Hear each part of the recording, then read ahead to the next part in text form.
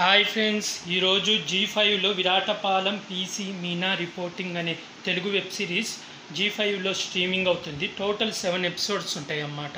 ప్రతి ఎపిసోడ్ 20 నుంచి 22 నిమిషాలు ఉంటుంది.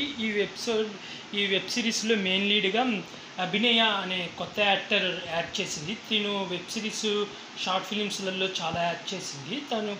తినకి ఇది ఫస్ట్ వెబ్ సిరీస్ అనుకుంటున్నా ఓటీటీలో. అయితే ఈ వెబ్ సిరీస్ స్టోరీ లైన్ వచ్చి విరాటపాలెం అనే ఊళ్ళో 1980లో ఒక అమ్మాయికి ఇష్టం లేకుండా పెళ్లి చేస్తుంటే అమ్మాయి చచ్చిపోతుంది అన్నమాట. పెళ్ళి తాడి కట్టగానే చచ్చిపోతుంది. ఆ తర్వాత 10 ఏళ్ల తర్వాత అని చూపిస్తారు. అప్పుడే మన హీరోయిన్ మెయిన్ లీడ్ క్యారెక్టర్ కానిస్టేబుల్గా విరాటపాలెంకి ట్రాన్స్ఫర్ అయ్యి వస్తుంది. అయితే అక్కడ ఉన్న వాళ్ళందరూ విచిత్రంగా చూస్తూ ఈ ఊరికి ఎందుకు వచ్చారు అని అడుగుతుంటారు వింతగా. ఆ తర్వాత ఒకరోజు తను గుడిలో ఉండగా తన ముందే ఒక వ్యక్తి ఒక అమ్మాయిని పెళ్లి చేసుకుంటే అందరూ వద్దని అరుస్తే హీరోయిన్ అడుగుతుంది, ఎందుకంటే ఈ ఊరికి ఒక శాపం ఉంది, పెళ్ళి అవ్వగానే పెళ్లి కూతురు చచ్చిపోతుంటుంది అని. హీరోయిన్ నమ్మదు. కానీ మరుసటి రోజు ఉదయాన్నే తన కళ్ళ ముందే అమ్మాయి చనిపోతుంది. ఆ తర్వాత ఏం చేసింది, అసలు నిజంగానే ఆ ఊరికి శాపం ఉందా లేదా ఎవరైనా చంపుతుండ్రా, హీరోయిన్ కనుక్కుందా లేదా అనేది ఈ వెబ్ సిరీస్ స్టోరీ లైన్ అయితే చాలా బాగుంది. కానీ ఓవరాల్గా వెబ్ సిరీస్ అయితే యావరేజ్గా ఉంది. మనకు ప్రతి ఎపిసోడ్కి ఎండింగ్లో ఒక ట్విస్ట్ లాంటిది ఏదైనా పెట్టి ఒక సస్పెన్స్ పెట్టి నెక్స్ట్ ఏం జరుగుతుందా అని చూపించాలి. కానీ ఇందులో అలా ఏం చూపించారు. ఊరికి రెగ్యులర్గా జరిగిపోద్ది, ఏదో పెడతాడు ఎండింగ్, ఆ తర్వాత మళ్ళీ నెక్స్ట్ ఎపిసోడ్.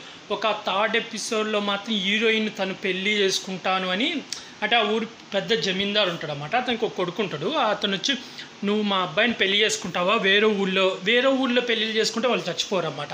మళ్ళీ పెళ్లి చేసుకుని ఊరికి వస్తే చచ్చిపోతారు. అందుకని అందరూ ఊరు వదిలి వెళ్ళిపోతుంటారు. అందుకని అలా అడిగి నీకు వేరే ఊళ్ళో పెళ్లి చేస్తా అంటే హీరోయిన్ నుండి వద్దు, ఈ ఊళ్ళోనే నేను పెళ్లి చేసుకుంటానని చెప్తుంది.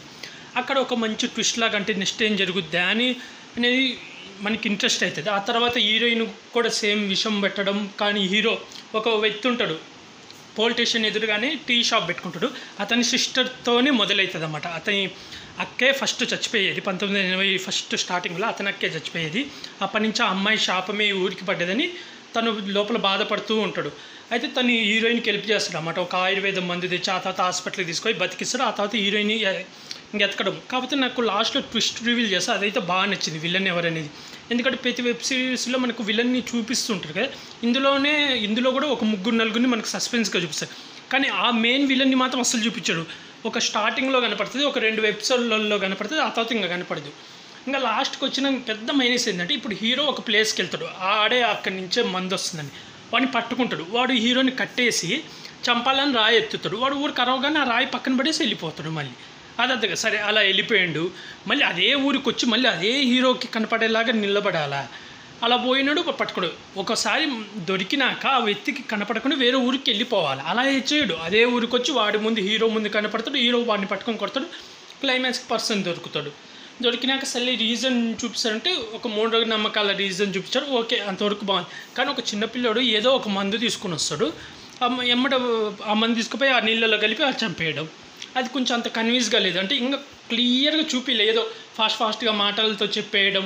అలాగే క్లైమాక్స్ ఎండింగ్ కూడా ఇంక అయిపోవాలి, టైం అయిపోయింది అన్నట్టు ఎండింగ్ కూడా ఇచ్చేసాడు. క్లైమాక్స్ కూడా అంత ప్రాపర్గా అయితే చూపించలేదు, యావరేజ్ అనిపించింది. ఫ్యామిలీతో అయితే చూడొచ్చు. ఓన్లీ ట్విస్ట్లు ఏమైనా ఎక్స్పెక్ట్ చేస్తా ఏముండవు, ఓన్లీ ఒక క్లైమాక్స్ ట్విస్ట్ ఒక్కటి బాగుంటుంది. యాక్టింగ్ వైజ్గా అందరూ యాక్టింగ్ బాగా చేశారు. డైరెక్షన్ కొంచెం బాగా చేస్తుంటే బాగుండి అనిపించింది. అంటే ఇంకా సస్పెన్స్ ట్విస్ట్లు ఇంకా ఏమైనా పెట్టుంటే బాగుండి అనిపించింది. బ్యాక్గ్రౌండ్ మ్యూజిక్ ఫస్ట్ అంతా బాగా వస్తుంది. క్లైమాక్స్లో ఎప్పుడైతే విలన్ని ఇంట్రడ్యూస్ చేసినప్పుడు అక్కడ రావాల్సిన బ్యాక్గ్రౌండ్ మ్యూజిక్ అయితే అస్సలు రాదు. ఏదో సైలెంట్గా ఈ పర్సన్ విలన్ అన్నట్టు చూపిస్తారు. అదైతే బాగా మైనస్.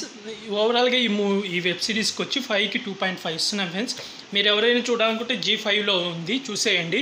అలాగే ఇలాంటి మూవీ రివ్యూస్ కానీ వెబ్ సిరీస్ రివ్యూస్ కానీ కావాలనుకుంటే నా యూట్యూబ్ ఛానల్ని సబ్స్క్రైబ్ చేసుకోండి friends. Like, share, comment, subscribe friends. Bye.